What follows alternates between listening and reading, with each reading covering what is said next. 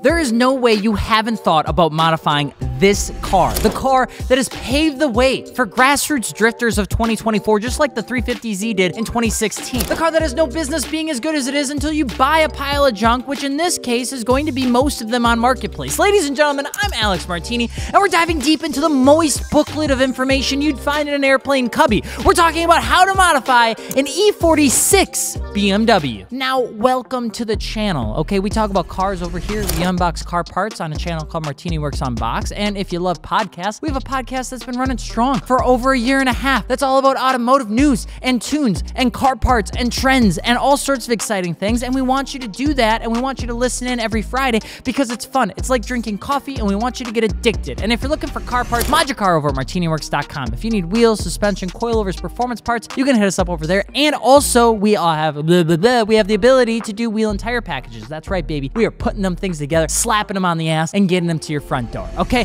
But why was the E46 even birthed into this world? After all, the E36 was loved by all, cheered on by all, and they'd probably still be happy if the E36 was still made in 2024. I'm gonna be honest, a little bit of a cultish attitude I'm feeling about the E36, okay? But in 1993, people from all across the pond started working to develop what would be seen as a technologically advanced 3 Series that could bring what BMW thought the 2000s were going to be like. Okay, the E36 was a beloved platform. I mean, truly loved, and for many, it was seen as near perfection of its way of delivering power through an analog experience and chassis that didn't feel too old. It cemented the inline-6 formula for its M-Badge 3 Series, and it came in enough trims with all the just right amount of suburb flavoring that anyone that could need a car could find it in an E36. So it was successful. It was easy to get, and it was good. It was like a wing stop that just never misses. You don't want to up the E46, okay? And the E46 did have huge shoes to fill. Word from Porsche, Audi, and even Toyota had concerned BMW that their next 3 Series had to hit or it would lose market share super fast. The evolution would come to the earth by around April of 1998, and it had a revised 6-cylinder, safety equipment like ABC and traction control that came standard, electronic brake force distribution, and 1 billion airbags, which was only counteracted by BMW using more aluminum than they ever could before to save weight. And the initial result was a bit scary for BMW because the response was mixed, okay? Not the word BMW execs wanted to hear. While the 50-50 weight distribution and rear-wheel drive layout was preserved, initial reviewers didn't think the car could be better than the E36. You even had people like Jeremy Clarkson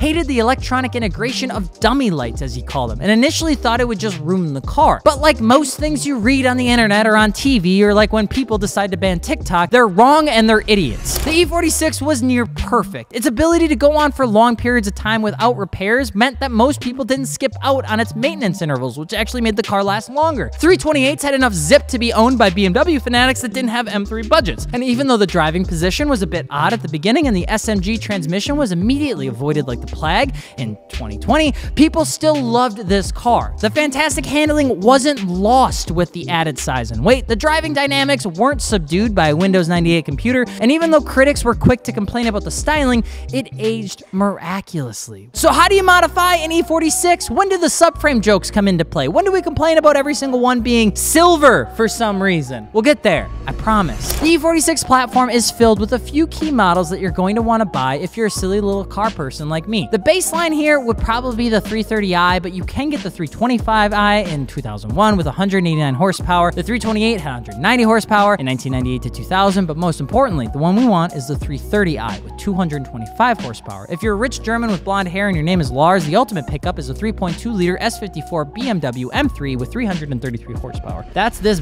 Most of us are going to be sitting in the 330i era, which I love and I personally think is just plenty. While the M3 is wicked good as a track car, the price is tough and touch too high in my opinion. Now, we're assuming you're going with either a 328 or a 330i in a manual transmission. The second thing we're assuming is that you're buying a 20-year-old car knowing damn well your budget is feeling like you're going to have ice soup for dinner, because I'm going to be honest here, if you buy the wrong BMW, it does kick you in the shorts. So while I want to tell you to get BBS LMs, we all know that dropping $2,500 on a set of wheels for a $7,000 $200,000 car isn't exactly viable. So instead, go with something like an Enkei PF01 or Kansei KMP for the $240-ish per wheel range. And if you want something on top of the function side, some stage wheel Knights look killer on the E46 and the iconic CSL styling that is coming from them. 18x9 plus 30 with 245/35 Continental tires is the perfect wheel and tire combo that you can get from martiniworks.com. Snag yourself a set of Fortunato 500 series coilovers and you'll tighten up any aged feeling you'd find in the 330i. KW V1s are also a banger choice if you want to keep it German. Now, if you have an E46 and want more, we just put in DS Series BC Racing coilovers in Lars's M3 and it feels wicked good, and for a few $100s less than the Fortunatos if you're trying to stay on a budget. Because your car is older, we recommend snagging some EBC slotted rear rotors, some yellow stuff brake pads, and take a peek to see if you need to replace your rear camber arms, because if you do,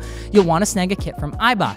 From there, it's all on you, babes. I've seen people jump headfirst into engine work depending on the health of the engine, to others going for like an engine intake, which is actually kind of pointless because the stock intake is actually already a cold air intake. But I do love the Valtronic Designs exhaust. You can go with really anything here. The problem is most of the exhausts are going to sound a little bit like a raspy European Honda Civic. So before you go buck wild on the exhaust, I would say pause here and take a peek at the wear and tear items before you jump into the noise department. Now, it's my hope that you mod your car at Martini Works. I'm not lying, okay? But if you're doing suspension and you find your bushings are F, I'd recommend getting those fixed. Really, anything that is a driving characteristic thing, you'll want to fix, because that's what made these cars so incredible, was how they drove and how they feel. And if you lose that, you're literally just driving a your Nissan 350Z. Common places for failure on these cars are your front control arm bushings, your rear trailing arm bushings, and your coolant lines. But I will die on this hill that if you just do suspension, tire, and wheel upgrades, you will see why 40-year-old German car enthusiasts don't do anything else except fix the faded headlights, because they are a fantastic car to drive. You can